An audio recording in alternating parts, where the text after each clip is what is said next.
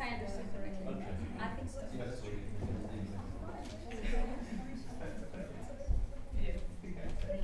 Yes, I think one correction.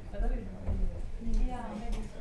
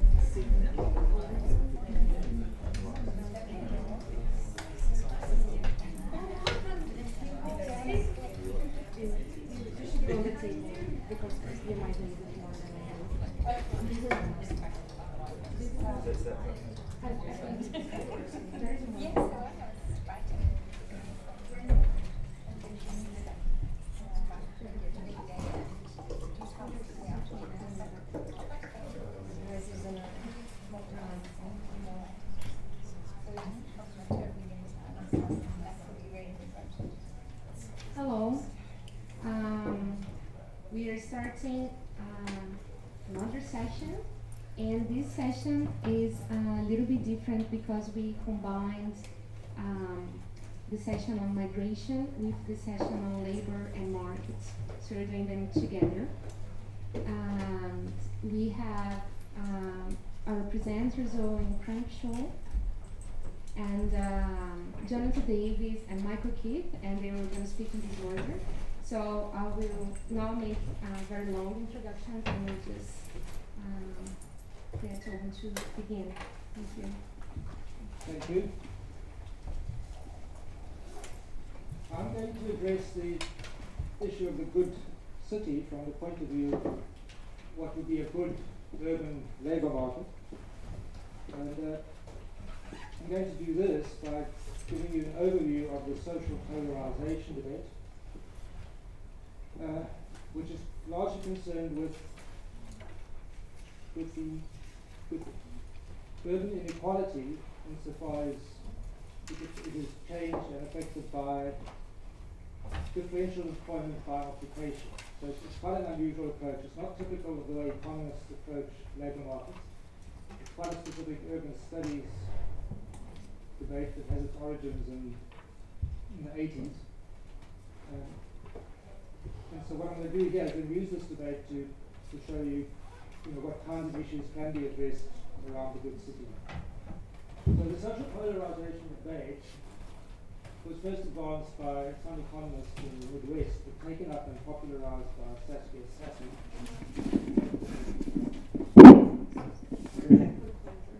Closer, sorry. If I could change one thing about me, it would be my voice.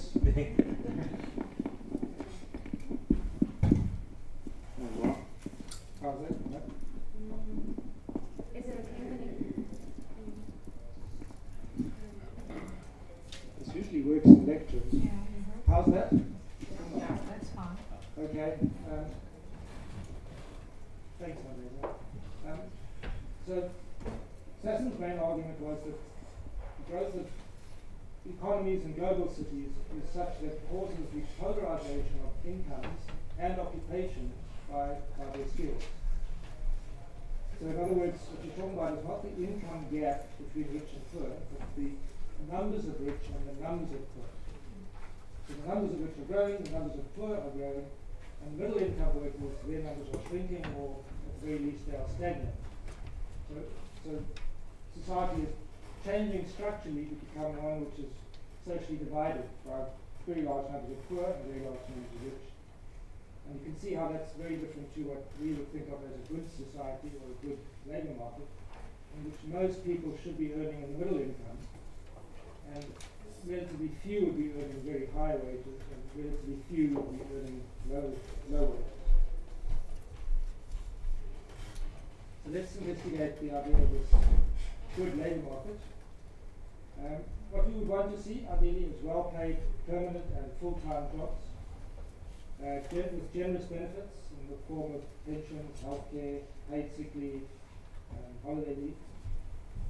But also, as far as the polarisation debate is concerned, we would want to see an earnings distribution in which most workers earn middle income wages. And of course, going along with that, which is not to be forgotten, is a low unemployment rate. Now, I want to just introduce you to the standard international classification of occupations. This is pretty much the tool. This is the kind of basic conceptual apparatus that people use for measuring employment trends. And it's very useful because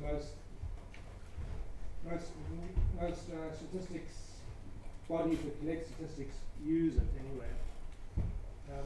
So what we've got at the high income end are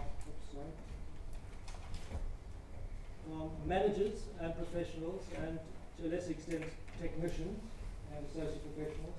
These are the high income occupations. These are the ones obviously growing. Then in the middle income group, we've got clerks, service workers, manual jobs. These buttons are so close together. Manual jobs, both skilled and semi-skilled machine operative jobs, and low-income jobs are usually classified as unskilled elementary jobs. So we use these concepts to describe different kinds of workers and their associated incomes, and we measure the trends over time. So just to give you some idea here, economists mostly use prices of labour to study employment change. They look at employment change, obviously, and then they study incomes and earnings. What we do in the urban studies debate is we study the relationship between earnings and occupations. And we do this because occupations are qualitative descriptions that describe economic activities. And so by describing economic activities in these qualitative terms, we can understand what it is that changes in economic production and how that affects earnings distributions. So for example, the big debate about the decline of middle income manual jobs can be well understood if we study case studies of factories or any other businesses to understand the way that middle income jobs are affected by the introduction of machinery or other kinds of automation, or whether in fact entire industries might be cause the decline of middle income manual jobs. So it's a way of understanding why these long-term changes in inequality take place.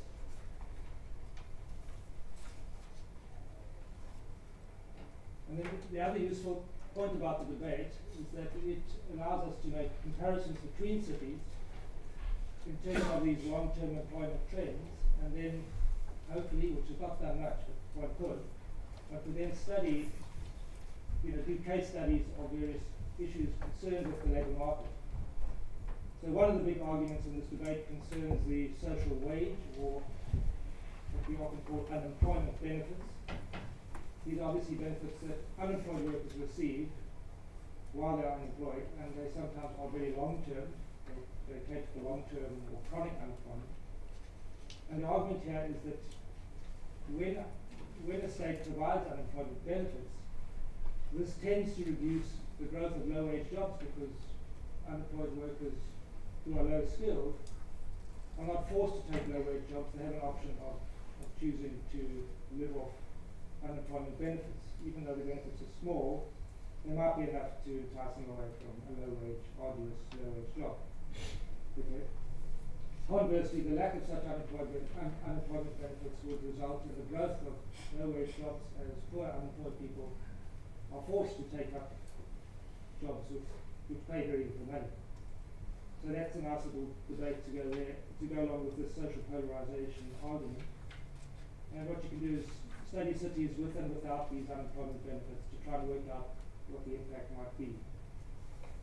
And for example, Hamlet has criticized Sassen's argument by saying that her work on social polarization, it makes sense in American cities where unemployment benefits are far less than in Western European cities. And as a result, he argues Western European cities do not experience polarization. In fact, low-wage jobs do not grow much at all. Instead, there's only growth in middle-income and high-income jobs. And he calls that professionalization.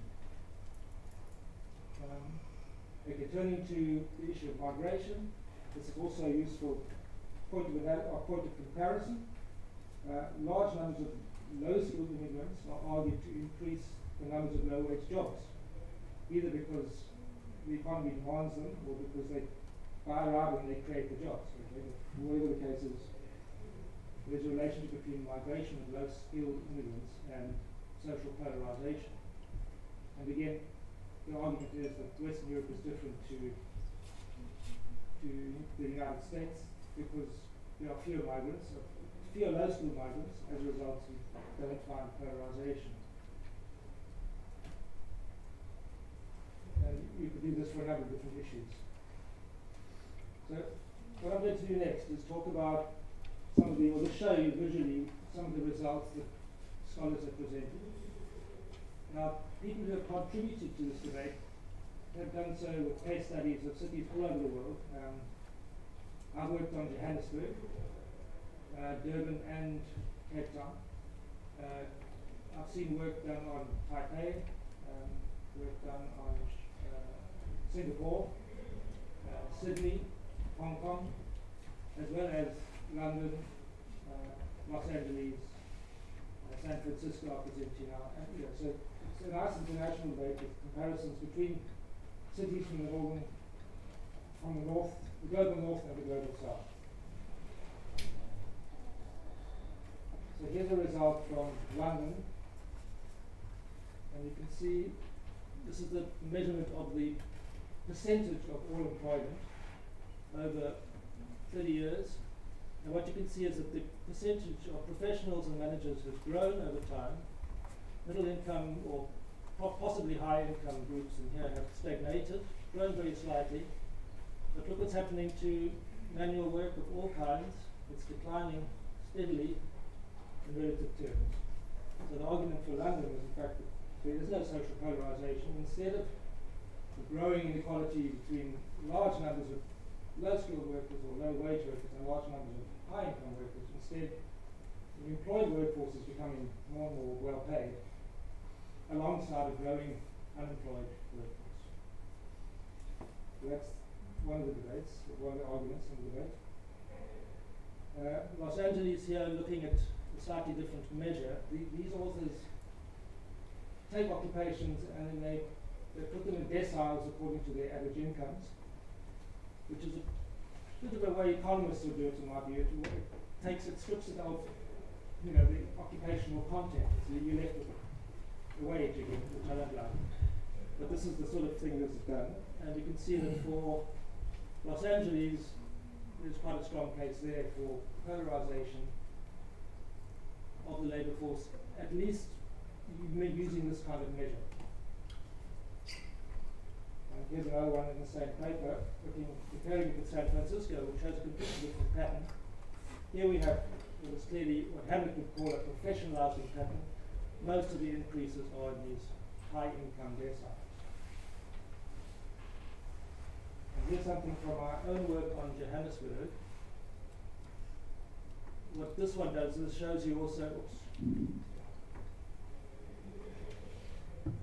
this shows you a certain, it shows quite clear polarization according to this kind of measurement. And what I've also done is I've shown how putting occupations in these deciles can be further enhanced by showing where the different occupational groups fit in. And this shows quite clearly that elementary unskilled manual jobs fall into the lower three deciles, and managers and professionals fall into the top 2. So it's quite reassuring that, in fact, these categories, these occupational categories, actually mean something. Another way of doing this is to look at it using just 3 groups: low income, high income, and middle income. And this again is Joburg again, the same results. But it shows you, in fact, that depending on how you conceptualize what is middle income and what is not, you get a professionalizing trend here instead of a polarizing trend. I'm not saying that the results make no sense. They do. It's not a contradiction. It's a statistical aberration, if you ask me. So that's the kind of work that can be done. So let's now turn to issues of how we understand causes in the change in the occupational structure. The main ones here are deindustrialization. So the debate is whether or not the decline of manufacturing employment causes occupational and earnings polarization. There's the issue of the social wage, which I covered earlier. Do unemployment benefits reduce the growth of low-wage jobs? And does it increase unemployment? Similarly, the minimum wage, does that reduce the growth of low-wage jobs and increase unemployment? Or in fact, does it increase the amount of middle-income jobs by raising low-income wages without raising unemployment? There's also the issue of low-skilled migration. Does it cause low-wage jobs to grow? Or does it cause increased unemployment? Or is it, are ethnic and racial minorities, especially the poor ones, are they concentrated in these low-income jobs? And finally, mechanization and automation. Does it cause occupational and earnings polarization, or does it in fact result in professionalization?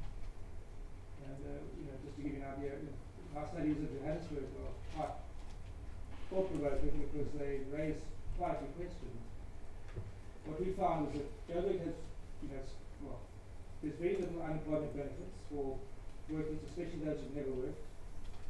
And then there's also quite a lot of in-migration to Greater Johannesburg, and in spite of those two phenomena being present, which on the basis of which you would expect polarization, we in fact found that Joburg is characterized by professionalization, similar to London,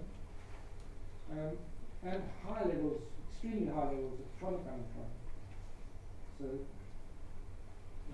what we're thinking, this is all work in progress, what we're thinking is in fact the explanation for that has a lot to do with the way that middle income jobs and even low income jobs have been mechanized in over the last 30 years, and how in fact that's likely to accelerate. So it's huge policy implications, you can imagine. All of these debates are actually huge policy debates about how to create more equal cities and to create good labour markets. Okay, that's it. Thank you.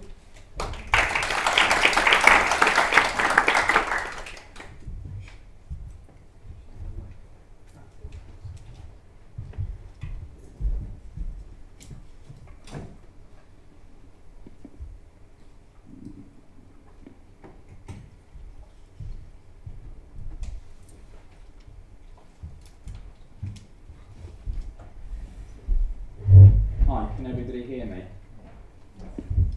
I'm Jonathan Davies from Montford University, and I've been working with quite a large number of colleagues over the past couple of years on a project looking at how cities govern austerity and through what political configurations. And we've been looking at Athens, Baltimore, Barcelona in alphabetical order, Dublin, Leicester, Melbourne, Montreal, and Nantes. And I've been trying to have a think. I've flown back from Germany this morning, so I've been trying to have a think about how to create a relationship between the two themes of labour and markets on the one hand and the value of intelligence on the other, and thinking about how our research might address some of those issues. I apologise that what I'm about to say is quite impressionistic, but I hope it at least stimulates some some thinking. What I'm going to talk about is to try and present a dialogue between two of the cities, Leicester and Barcelona, around the mediation of labour and markets by the politics of multiculturalism, and the comparative pivot there is the forms of political intelligence that construct relations between labour and markets. I should say that the case study lead in Barcelona is Dr. Ismael Blanco. So I'm not the investigator, Ismael is, and so I'm mining some of his data and some of his material here. Let me just briefly introduce Leicester then. It's a city of very stark distinctions. It's had a belly full of austerity over the past 8 years, as well as waves of crisis, deindustrialisation and neoliberalisation over decades before that. Its austerity governance strategy is something that calling the term Austerian realism to describe this. And this involves, on the one hand, saying, okay, we've got to make these cuts. Let's do this without fuss, without drama. Let's keep our heads down. We don't want to provoke any kind of conflict with national government. And on the other hand, it has involved, fairly conventional attempts to recapitulate Leicester as an attractive city to investors. So, but what's interesting about this for current purposes is the way that, in terms of its city branding strategy, it valorises Asian labour, Asian entrepreneurialism for resilience and enterprise. So the anchor to economic resilience in the city is perceived to be the entrepreneurship of Asians, waves of Asian migrants. And in the urban mythology of Leicester, the founding moment is the wave of migration from Uganda in the early 1970s under the persecution of Idi Amin. That valorisation of Asian entrepreneurialism exists in a very stark juxtaposition with what might be called the sweatshop capital of the UK. And this is something that I wasn't fully cognizant of, having worked in Leicester for several years, until I saw a piece of work published by colleagues at the University of Leicester, Nick Hammer et al. What they found was that there are more than 10,000 people in the area in the apparel industry earning half the minimum wage, about £3 an hour. This is just the apparel industry. I don't know what would happen if you conducted that inquiry in other parts of the economy, but still, £3 an hour, a rate which is achieved by employers under declaring working hours. So they pay minimum wage, but for half the hours that people are actually working.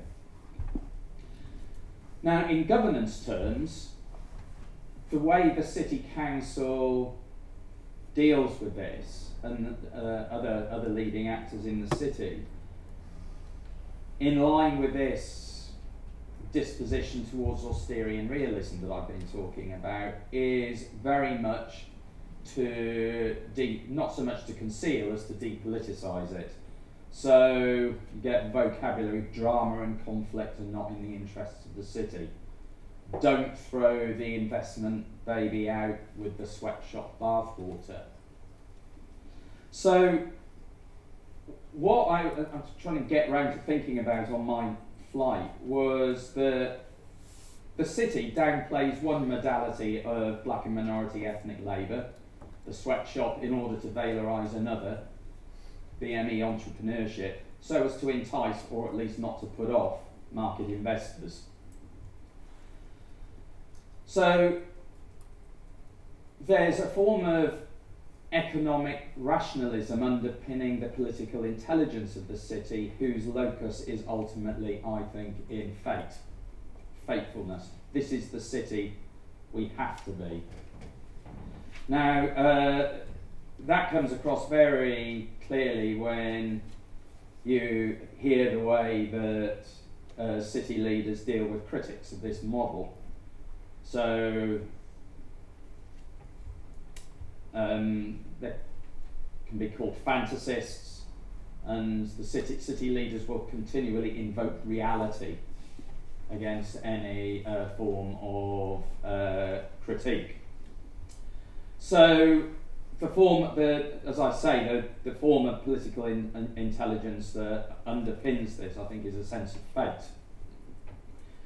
Now, I'm very interested in the work of the Guardian journalist Aditya Chakravorty, and he argues that this approach is really the great error of Britain's loser cities. So it's not smart to use the vernacular. So he's done a lot of work with places like Preston and Burnley, and he argues that the moment of insight is to embrace loserness, to get off the attractiveness bandwagon and build coalitions of losers around community wealth building, which is something that the Labour Party nationally has now got into, inspired by the example of city councils like Preston. So that's the case of Leicester. How long have I got left? 17. Okay, that's fine, thank you. Now, Barcelona, by way of contrast, is very much seen as a winner city. It's a city with many losers in it, but the city government of Barcelona since 2015 has been trying to embrace this Chakravorty manifesto through shifting to what it sees as a radicalised model of co-production. Like Leicester, Barcelona has welcomed successive waves of migrants, particularly since the early 1990s. And people may recall there was a huge demonstration a year or so ago around the positive statement of solidarity with refugees and migrants. And the City Council believes that, and this is, I'm quoting here, human migration has contributed positively to the development of cities and major metropolitan areas worldwide. Now, of course, Barcelona has its own issues with sweatshop economies, trafficking, informal labour, and street vendors linked to the tourism economy. It's been governed by the radical anti-austerity coalition Barcelona en Comú since 2015, and they've taken a quite different approach, turning austerity against the market and applying the idea of austerity for the rich. So, talking about a bloated private sector that really needs to be trimmed and rolled back a bit. And alongside that, they've been trying to cool the market, particularly in the spheres of the sort of tourism housing nexus. And that's also interwoven with the recognition of exploited migrant labour, and you see these issues playing out through things like its social procurement policy, which is about offsetting the importance of economic criteria in public tendering and protecting labour rights and building solidarity economies. Now, of course, the question of solidarity with street vendors is very complex given their interdependence with the tourism economy and the desire of the City Council to really damp down the tourism economy a little bit. So they are doing things like trying to retrain and set informal street vendors up in small business cooperatives rather than resort to kind of heavy-handed policing. Now, my point isn't so much about whether that works or what we make of this as a political strategy, but to kind of reinforce a key difference with Leicester, which is that the exploitation of BME labour is politicised. So Barcelona is trying to build practices of labour solidarity against the depredations of the market in a way that signifies a form of critical intelligence. Disclosure, problematisation, politicisation, where the locus of intelligence is in political agency. This is the city we can be. People may know that Barcelona hosted the inaugural Fearless Cities Conference in 2017 as the sort of global exemplar of this type of politics. So that's really the juxtaposition I want to draw. Is that type of comparison useful? That was another, or what gets lost in that type of comparison. I mean, we know that Leicester can't be Barcelona any more than Birmingham could be Florence, as those preaching the municipal gospel in the mid-19th century suggested that it might be able to become the Florence of the Midlands. But our respondents certainly find that kind of comparison useful. Everybody in our data set across the 8 case studies want to hear from Barcelona. So when we run the dissemination workshops in the different cities, we're always Skyping in Ismail from Barcelona to talk about what's happening in Barcelona, because people want a politics of hope beyond the fatalism of Austerian realism. I think I can leave it there.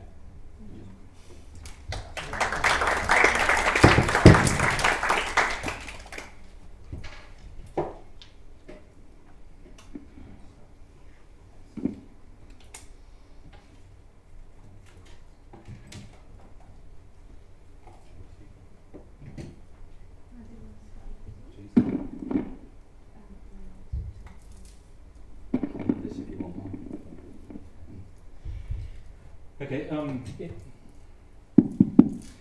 In the spirit of trying to amalgamate these two panels, this is a slight reconfiguration of things I was going to say, and just to revisit what we've been trying to do in these sessions. I guess it's thinking through what a comparison might mean through particular registers, and then alongside that, thinking about what kind of city future values are thereby invoked. And I guess the moment we see the city as a market, then obviously it makes some things visible, it renders other things invisible, it actually valorizes some logics and it devalorizes others. I think this works both performatively and analytically. When you see the city as an economy, there are certain kinds of logics that become made comprehensible, but also the actual act of seeing the city as an economy creates a form of disciplining of the city itself. And this kind of juxtaposition, I guess, is one of the things I take as a background to some of the things I want to say about migration. We know there are literatures on conventions, on on regimes in the city and so on, that make clear what I take as self-evident or banal, that the market itself is always contingent, it's path dependent, it's historically dependent, historically set in a context where the balances between the borders of the social, the economic, the cultural are always institutionally up for grabs, but also variable. That's less what I'm interested in that kind of literature, than actually thinking about the ways in which certain kinds of knowledge make visible their preferred city. So I think in the context of the marketplace, we know that the architectural makes the city visible in one way, the planner makes the city visible in another, and the logic of economics likewise a third, if you like. Now, what does that mean? What I think is interesting partly about migration is not just what happens to people who travel and those who live in the areas where they arrive. There are lots of things around that I think are of great value. But in a sense, when we're thinking about city futures, I think migration helps us unpick the DNA of the urban. It helps us unpick the DNA of the city because it disrupts. In part, and one of ways in which it does this, is it begins to confuse some of the ways that we think about the balance between what happens now and what happens longer term. If you like, the synchronic and the diachronic, the static and the dynamic elements of how we think about cities over longer periods of time or through a snapshot. We know historically that Aristotle claimed the Athenians always said you should leave the city a better place than when you arrived, and that's a kind of profoundly important ethical imperative. What that actually means for those people who have yet to arrive, who've yet to be born, who speaks for the constituency of the absent, actually begins to think about migration potentially as a configuration of parts of Europe. But in a kind of an area studies field, the work of Peter Hogue is well known for his sense that he argues about the productive value of ambiguity. The way he tries to make a case is that if you look at the kinds of development trajectory you might expect in various disciplines, development economics, but also in various other forms of academic research that addresses rapidly changing cities and rapidly developing cities, global south, global north. The argument would be that for successful development to occur, you need clarity of property rights in particular, but clarity in various forms, clarity alongside transparency. And what Peter Hogue has argued is that actually maybe we should test this a little. In the context of China, he actually argues that if you look through a lens, he works within the kind of domain of heterodox economics, but part of what he argues is that ambiguity can be productive, precisely because of the fact that what ambiguity can do is that it begins to trigger certain kinds of debate in specific settings. What ambiguity can do is it actually can produce a situation where if my rights are uncertain, but your rights are uncertain too, then we need to think about relationships that are not just about today, or not just about tomorrow, but are about the day after tomorrow, if you like. So they produce an ongoing debate that is infinite, rather than a contractual exchange which is finite. They actually reconfigure potentially a relationship between the legal and the economic. And law and economics has a particular resonance in the ways in which we think about the economics of city governments, how we think about private interests and public goods, and how they are juxtaposed one to the other. Now, for Peter Hogue, part of what he argues initially in a rural setting, more recently in his work in an urban setting, is that these forms of ambiguity are partly a product of what he describes as endogenous accident rather than exogenous deliberation, which is, he's trying to kind of address in economics literature, but what he's talking about in a sense is the ways in which the path dependencies and historical specificities of urban development in China reveal both the strengths and the weaknesses of certain kinds of ethical and legal settlement in the country. And I suppose his work makes me think differently, and I just want to illustrate very quickly by three very brief examples drawn from 25 years of research, in one case 6 years of research, in another than 5 years of kind of occasional engagement. Some of the things that might point to when we think about migration. Very quickly, very crudely, when you look at the settlement of Bangladeshis in the United Kingdom from the 1970s onwards, what you see is roughly along the following lines, that you get the usual pattern of people settle in one place, but they're pulled by markets. And we know in economics terms the externalities of migration, the unintended costs of migration, actually flow at one geographical scale. The unintended benefits of migration flow at a different geographical scale. The benefits of migration accrue to the labour market that works across the city as a whole, crudely. The costs of migration frequently are focused on those areas where people try and find somewhere to live, where various other forms of disruption might occur. Crudely, what that means is that in the 60s and 70s, the Windrush generation, so much in the press right now, if you look at the diagnosis from various analytical studies over the last 50 years, there were always jobs, but the contest was frequently around housing, where people live. What that meant for Bangladeshis in London was that people were excluded from the private market, excluded from the public market, and frequently moved into squatting.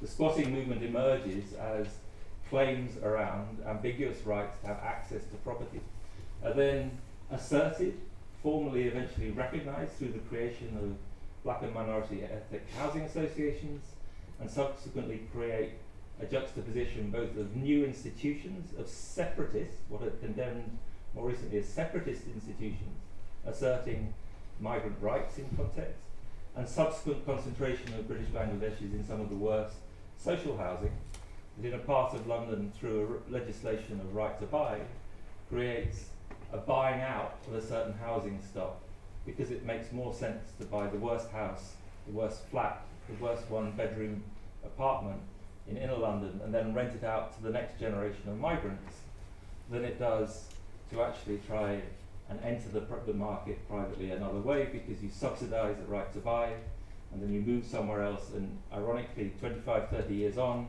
you get a generation of landlords renting out some of the worst property in London to a subsequent generation of migrants. We've heard a couple of presentations about the Chongqing, the villages in Shenzhen, and in a similar fashion in some ways, what the villages in the city in Shenzhen do, because of the configuration of rural property rights in the cities, alongside the hukou regime, which effectively limits citizenship rights of migrants in cities.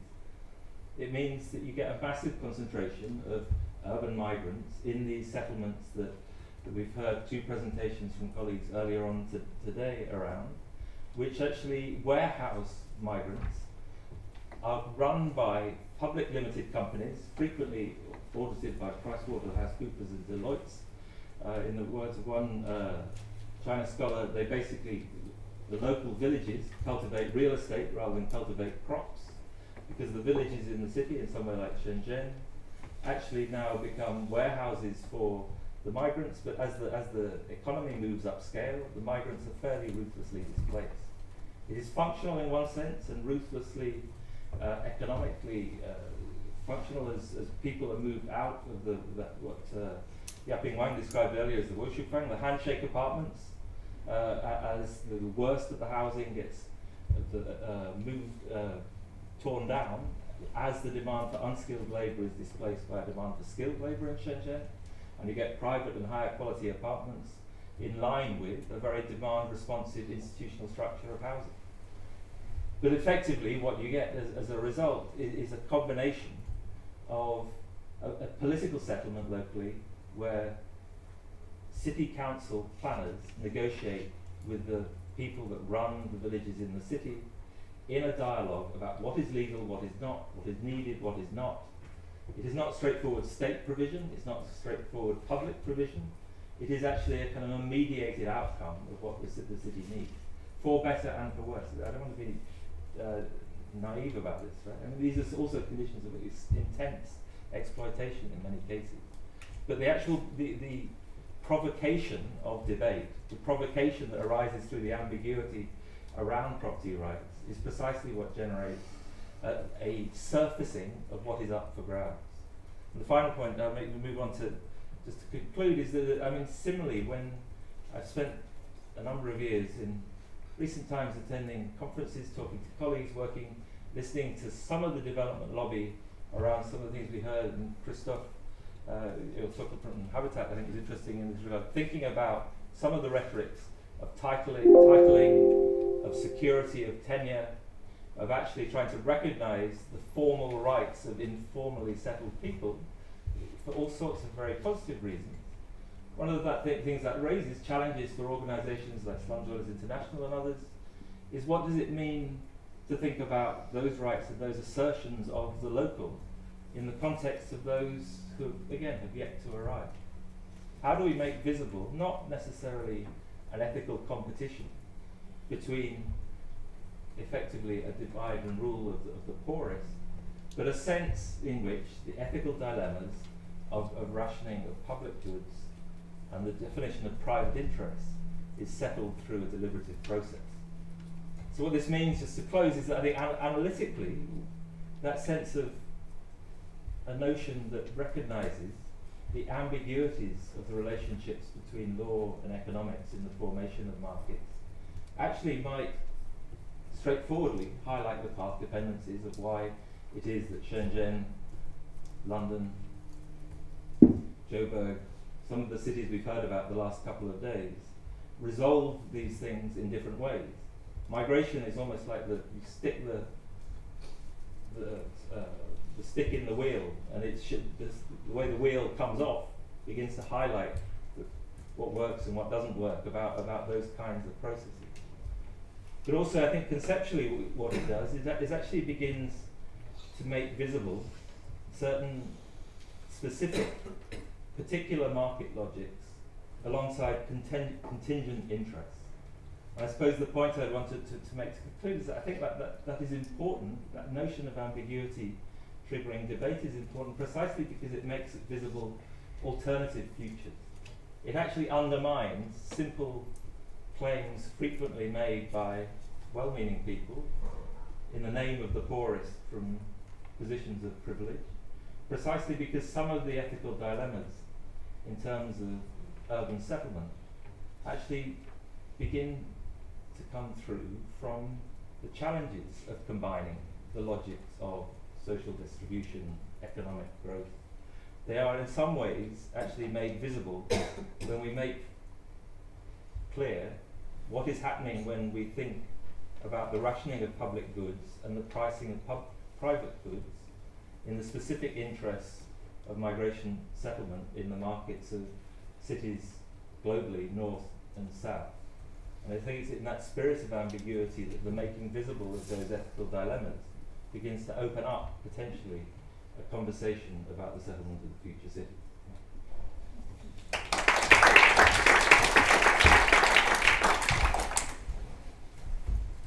Thank you very much for all three presentations. I have the challenge to start a dialogue between all three speakers. And there is a lot to discuss, and I was very interested during the presentations about these different levels of governance that we see in this city. So we have, for example, as Jonathan Davies was saying, some austerity policies introduced by the nation states, and at the same time we have another level of governance in the city that it might be introduced by companies and employment and how they hire people to work there, and this might compete with nation states ideals to diminish investments or credit lines, and at the same time we have the level of residents and the informalities and kinship economies and other forms of resistance.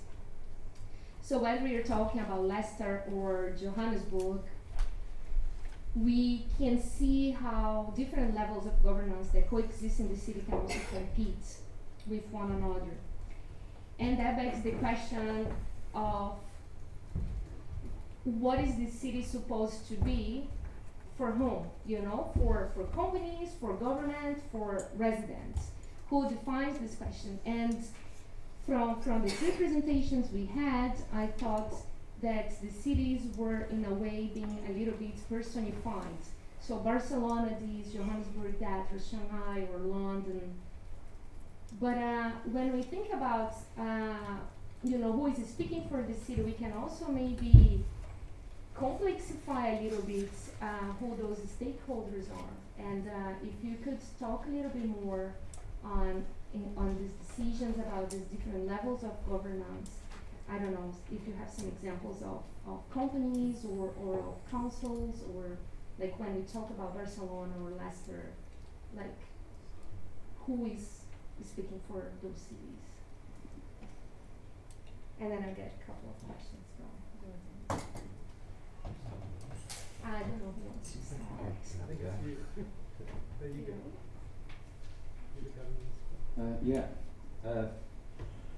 Yeah, it's an interesting one. If I think about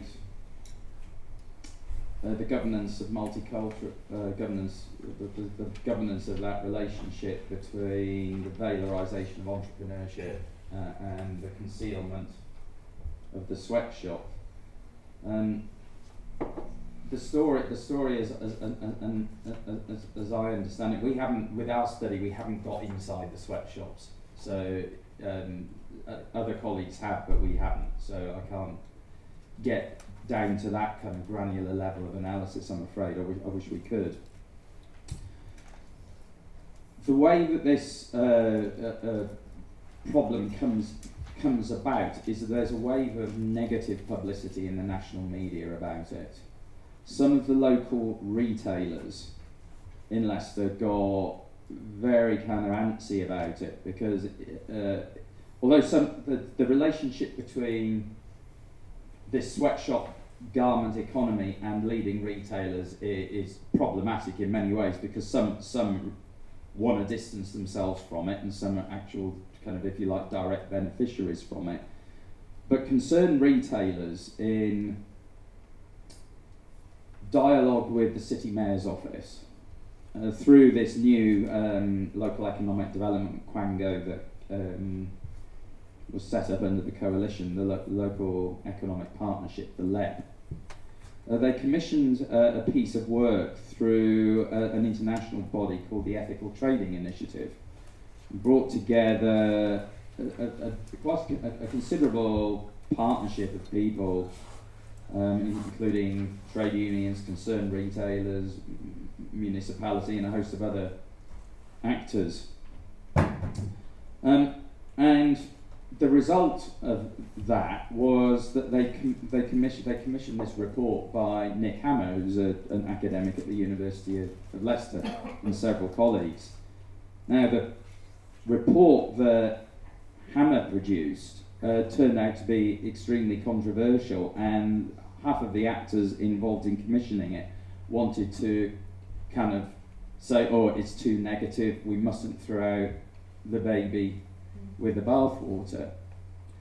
And the upshot of it is that the key actors in that local economic development network have sought to kind of depoliticise the issue all over again. So there has been a distinct reticence about enforcement. There has been not an attempt to discredit the report, but to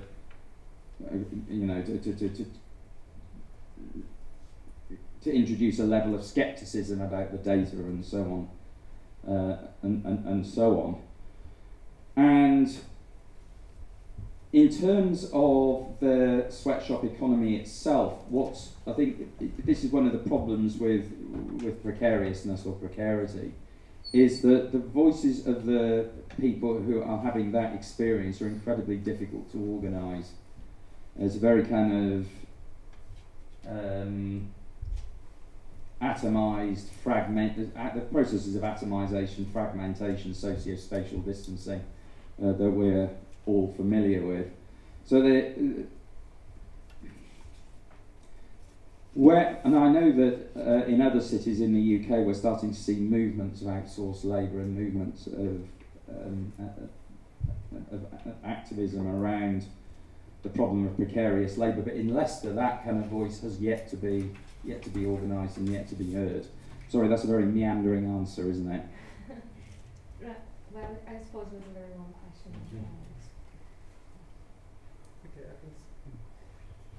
Okay, I can't say too much, I'm not an expert in governance, but in the case of Greater Johannesburg, it's fair to say that most policies that affect labour markets are national government policies and practices, and I can mention a few. The one big one that's had a big impact in recent decades has been the relaxation of import controls, which has meant that certain industries have suffered from cheap imports, and employment in those industries has gone into decline, and the particular one here is the clothing and textile industry. So that's probably had an important impact on some cities. Yeah, that would be an example. But there's not much going on at city level concerning labour markets. Yeah.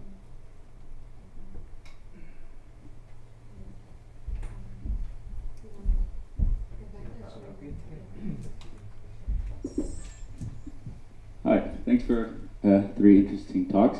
So this question is about automation and the city, and Owen briefly mentioned automation. So if we heed the warnings of kind of technologists, engineers, bankers, economists, there's a pretty intense automation on the horizon due to developments in artificial intelligence. So people say in the US, basically anyone who drives for a living is probably going to lose their job within the next few years. That's 8 million people in the US. So we talk a lot about automation and labor markets. We don't talk so much about the impact on cities. I guess maybe the carry-on effect. So if it affects labor markets, presumably it'll affect migration, which will really affect housing, which will have a dramatic effect on the city. So I just want to hear maybe a thought, or if anyone has any thoughts on what it means in terms of how we think about the future. So we take climate change very, very seriously, and we try to structure our cities accordingly, and arguably, if we heed these warnings, automation is just as serious. But differently, it also perhaps offers opportunities. So not just a challenge, but also maybe a much better city if we go towards a kind of fully automated future. So maybe a thought, if anyone has one, on the implications for serious labor automation for urbanists.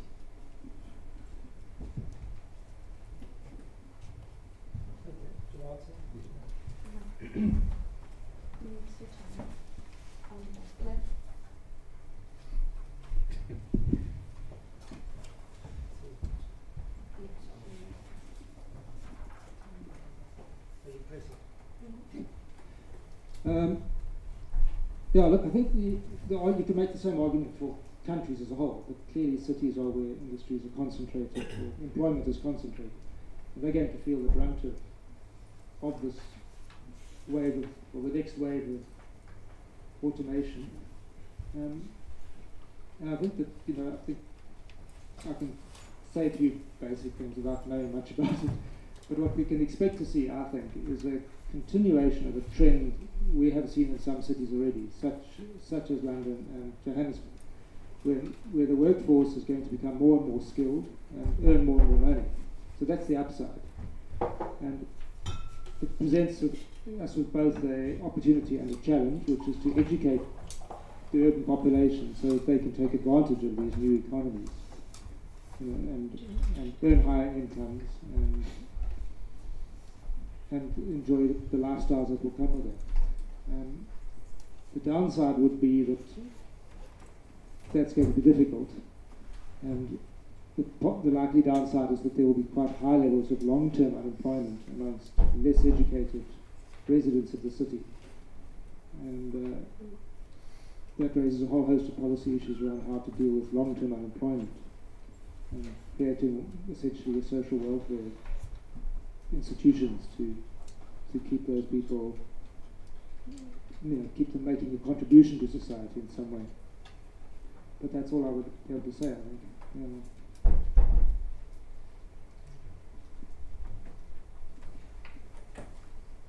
I mean, this is digressing very specifically in some ways, but I think part of the ways in which it's important to think through the logic of these things is I mean, economists would say that there would be there's not a lump of labour fallacy here, in the sense that historically most forms of technological disruption have created new forms of wealth generation, which have then created new forms of expenditure, which have then created new forms of labour demand. Right? So the notion that there will not be disruption, I think, would be fatuous. But I think I suppose one of the things that is striking about Shenzhen, which we heard about earlier on today, is people talk about Shenzhen's speed, about how fast the city has moved.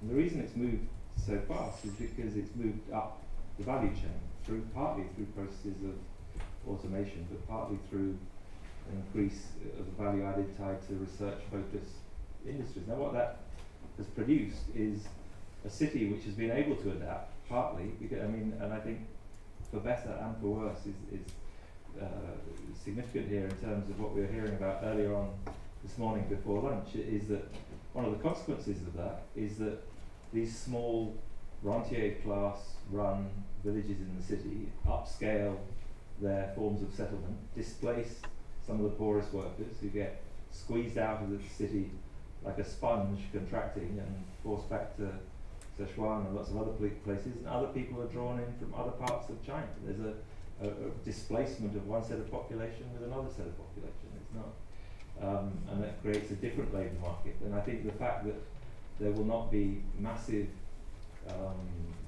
disruptions to labour markets and consequences of that will be geographical, that will have a spatial fix, that will have enormous consequences, I think is completely probable. But I think what is also the case, I guess, in the kind of the logic of economic change is that there will also be new forms of demand. So I guess how one is disturbed by the other is going to be partly about the evidence base that's there. But I think what is interesting in the context of thinking about city futures, I guess, is actually working out which city strategies, which forms of change are either able to adapt to that change or not. And one of the things that is striking, I guess, about a city like London, and I think we'll probably hear some things about this later, or I mean, there is the multiplicity of complexity tends to be a good predictor of an ability to adapt. So I think, you know, one of the ways we begin to think about automation has to be about recognizing the complexity of economic structures that are present and their capacity to adapt in the light of those forms of disruption. And I think it will be, yeah, almost certainly uneven.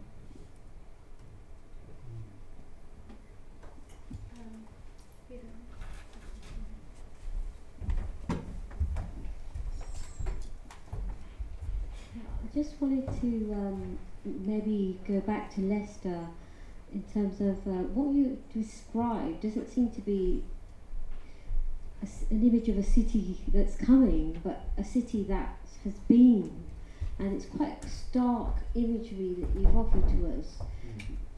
And certainly, given the earlier discussion on gradations of class, we have the sweatshop workers, and then we have, I suppose, the people on the so-called Golden Mile.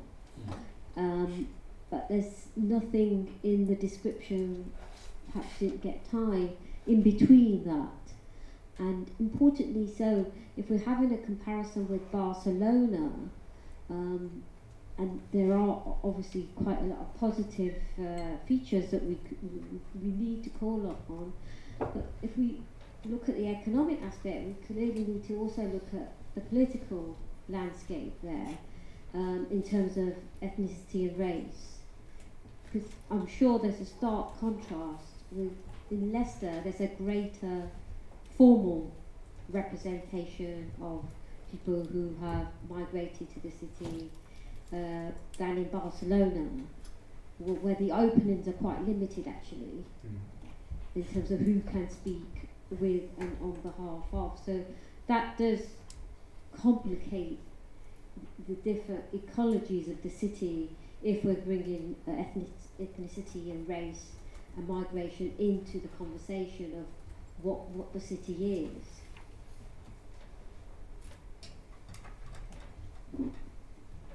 Yeah, in strictly economic terms, I'm not sure what does exist between the Golden Mile and the sweatshop, or what the kind of mediating practices are. I mean, maybe you can cast some light on that yourself. I'm afraid that's a bit of a veiled area for me. But in terms of the politics of the city, I think you're probably right about the composition of the political leadership being more representative in Leicester than it is in Barcelona. But I think what people often point to in Leicester is the way that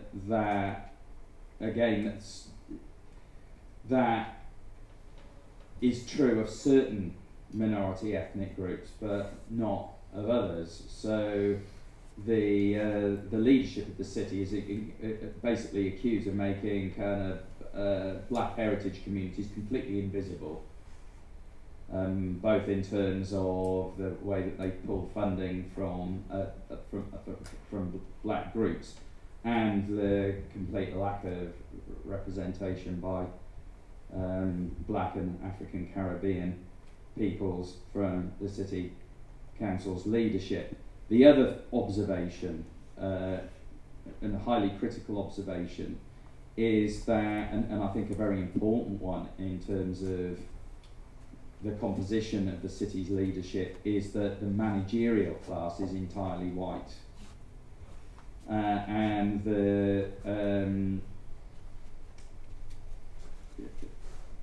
although the composition of the councillor leadership is more diverse, the kind of third, second and first tier management structures are not. And that's something that I think also has a significant impact on the way that these things are mediated through the council apparatus.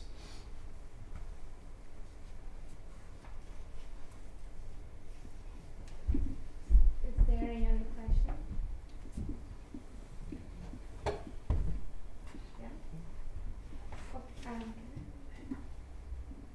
Well, okay, if there are no more questions, I'll make my question. There's no point in stopping the conversation.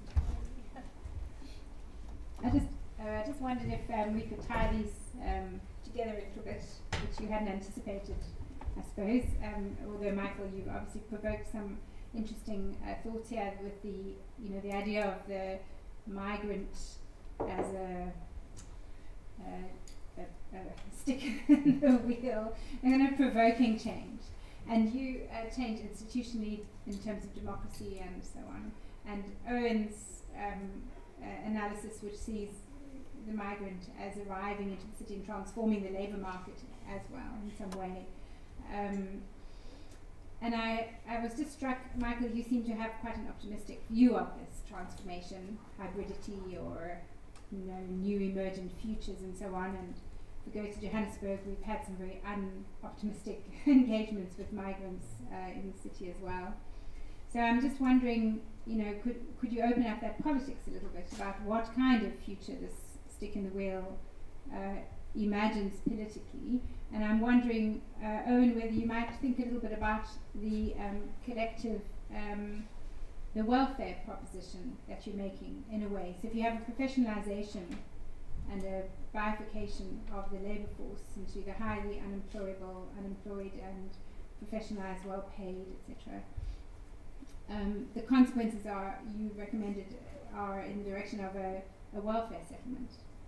So to keep people making a good contribution to society, was how you put it, and I think that's a very positive way to put it. There's much more to come from a person than their formal employment status or whatever. So I'm just wondering what that adds up to in terms of a future settlement with strong migration, a transformed kind of welfare opportunity for middle class and middle income and poorer cities. Is there some, what kind of inclusive citizenship is available? So Michael has very optimistic institutional ideas about transforming institutions, and I just wondered how that translates into a monetary type of settlement around welfare, redistribution and so on. So I hope that made some sense, but I thought that these two things spoke to one another.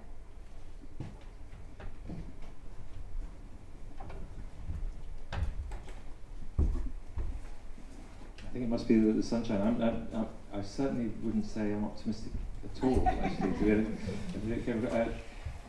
What I am is, personally, trying to suggest is these things are highly contingent, and interests are always plural and change very, very rapidly over time. So if you just to take the three examples I was trying to make, in terms of the points you make, if you look at the China example, that there is a sense in which the economy moves very fast, but those people who lose out are squeezed out and exploited at a scale that is phenomenal. Those people who are the losers as Shenzhen moves up the value chain are treated ruthlessly, have no right of access to health, to education, to work insurance frequently, and have pretty grim outcomes. The city does all right because effectively they're squeezed out of the city and made invisible again. They're dragged in and squeezed out. So is economically functional. I mean, this is a caricature in the extreme in some ways, but it's not far off some of the realities for some. So it is an extraordinary unequal set of outcomes, but extraordinarily efficient for the city as a whole. And if you think, likewise, the point about the tensions when you listen to some of the debates around Slum Dwellers International about how you think about a potential tension between titling and tenure, and what that means for exclusion of those people who arrived even later. It means that I think that again, it's less optimistic than actually saying that there are certain kinds of interests and conflicts that are made visible. And I think what I was trying to argue against, I guess, I could say something similar in the context of the Bangladeshi experience, but probably in terms of time, it's not worth delaying too long, other than to say that, you know, for some there are trajectories of extraordinary success, but also for very significant numbers there are people that die earlier, live worse, have much higher measures of socioeconomic poor outcomes, partly as a result of these processes of change. But I suppose what I was trying to suggest in terms of the context of a notion of institutional citizenship, or not, was that partly that sense of ambiguity that Peter Ho is arguing for, which is crudely is an argument against a Western model of development and trying to make more complex the stories about China's development. But it's also about trying to suggest that the arguments that stake forms of economic growth on claims around clarity of property rights and a lack of debate around property rights are precisely about trying to make hard divisions between private interests and public goods. And in a way, what I think that the notion of ambiguity helps to do, and migration helps make visible, is suggest that boundary line between private interests and public goods is much more like a Venn diagram that becomes visible at some times and not at others. So it becomes something to contest. It becomes almost a definition of what is political, I think. But political not in a way that everyone can be heroic about the poor and the oppressed straightforwardly, but can be clear about the kinds of interests that are at stake.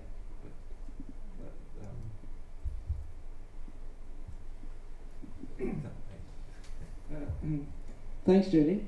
Okay, the arguments about migration or immigration, open borders, causing polarization due to the growth of low-wage employment is actually still a hypothesis, really. It's yet to be developed into a theory based on evidence.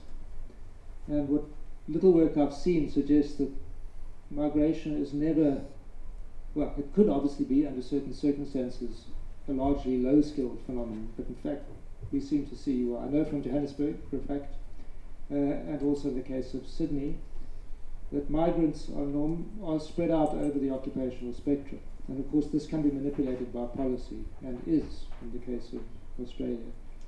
They don't welcome low-skilled migrants.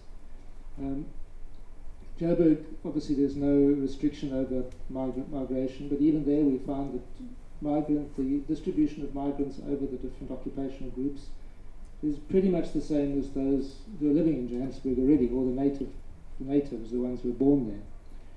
So in fact, it may not be a big concern. It may not work out to be a big problem. But the downside, of course, is that the growth of low-wage jobs in a place like Greater Johannesburg is coming from the failure of the schooling system, at least in part, and the failure to educate urban-born residents. So that is, it's not about migration. It's actually about the failures in the education system. And I'm just remembering now, there was a big debate that we had recently about a basic income grant, petered out. But that's been picked up in other places, and it's actually been experimented with. Who can remind me? A city recently introduced a basic income grant. It was a city-based basic income grant. Helsinki. Is that it? Yes. Yeah, great. And there will be another approach to deal with the chronic unemployment. I have an observation to make on this as well, in terms of Leicester. around the way that austerity has changed the way that the city looks at equality. Now, from the sort of 1980s onwards, Leicester developed a sort of what you might call a multicultural fix, involving a coalition of community leaders, police, the local paper, community leaders, municipality, and so forth, which was involved the city council and other governmental agencies providing infrastructure grants to BME umbrella groups to help with assimilation, community building, service provision, communication, and so forth. And this was really the Leicester model of how you welcome new migrant groups into the city. Now, under austerity, it's no longer possible to provide infrastructure funding to BME groups, or to the umbrella groups, at least on the face of it, representing the communities in question. So all the infrastructure funding to those organisations has been cut, and the logic is, people may be familiar with this thing called the public sector equality duty. Under the public sector equality duty, if you fund one group while defunding another, that could be deemed discriminatory in law.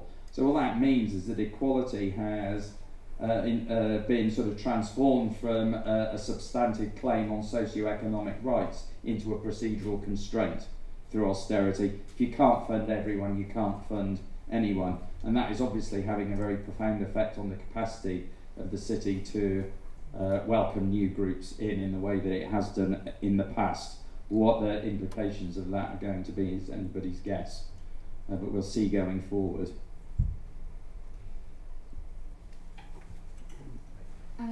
I think we are out of time, at least.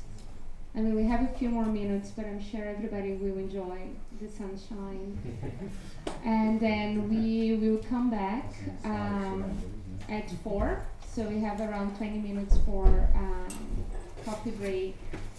And it's going to be... Yeah, we have a break now. Thank you. Thank you.